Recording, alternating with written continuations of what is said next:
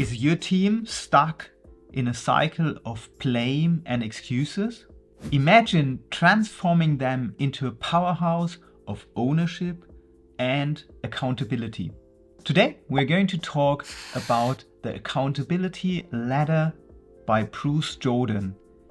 And I will give you 8 actionable steps how you can help your team to move up the ladder to success and accountability. So let's get started. The accountability ladder by Bruce Jordan highlights the shift from a powerless victim team mindset, the first 4 steps, to an empowered, accountable team mindset, the next 4 steps on the ladder. And Bruce Jordan said, you either make things happen or you let things happen to you. So in this video, we are focusing on actionable steps, how we can build team accountability. And in each step, I will give you actionable ideas which you can immediately use to help your team move up that ladder and make them more successful. Step number 1, unaware. Your team does not know how their inaction or not knowing about affects the progress of the organization. So they might say something, oh, we were not aware that there's a timeline. We didn't know that this is important for us. So what's the actionable idea you can immediately do? Do a daily stand-up meeting with your team so the responsibilities, the next actions are clear, and the team is also aligned to the goal the team wants to achieve, for example, in the next 2 weeks. So this short meeting, maximum 15 minutes, will help your team become aware of their work and of the impact they have on the organization. And the positive side effect, you get the alignment in the team, you improve communication skills, so a lot of positive side effects as well. Step 2, blaming others. It's easy to do finger pointing to others, and there's a famous quote by Gary Vaynerchuk who says, blaming is easy, accountability is hard.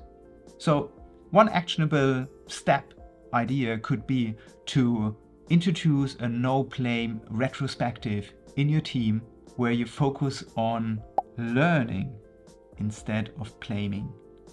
Step 3, making excuses. Excuses prevent action and ownership. We have so much things to do. It's already too late. Those excuses don't bring your team into action. So for example, do a planning session every 2 weeks where your team sits together and they get accountable what they are going to work on. Defined, clear and actionable goals reduces the risk of the need to do excuses. Step 4, waiting and hoping. Hoping for change without action just delays the progress. Yeah, it will get better later on. Doesn't have actionable things in it. So encourage your team to create small actionable tasks to move forwards rather than waiting for the perfect conditions. Step 5, acknowledging reality. So your team must face the reality, and because that's the starting point for improvement. So for instance, in your retrospective, come up with the fact that although your team capacity is only 25 stories, topics, tasks, however you want to call them, in a 2-week span. But now you put in 100 topics and you finish 0. So what can your team learn out of this behavior? Next time, maybe management wants to pressure you into delivering 4 times your capacity. So that's a step into reality and taking ownership and accountability for your actions. Step number 6, owning it. Full accountability means you're owning the results, bad or good. And this is a very powerful step for your team, because now you're pulling in the work you think you can manage and you're owning it. And one actionable step is to create a team backlog, and you pull in the work you think you are able to manage, and capacity management will help you over time to be more accurate. But you're pulling in the work, and then your team members will take accountability for their work. Step 7, finding solutions rather than dwelling on problems. So there's a problem, and there's another problem, and there's a problem. No. Stop.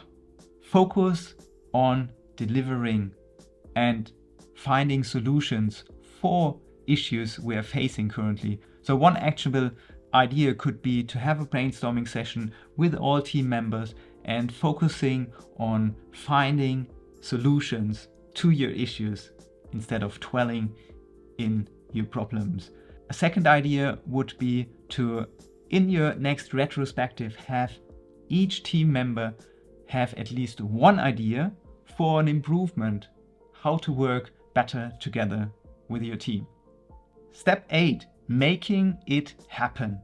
Action and execution are the final step for your team to success. And one actionable idea is to have a team backlog, a Kanban board, where you make your work transparent in real time and have the people accountable what they are working on and what they have finished.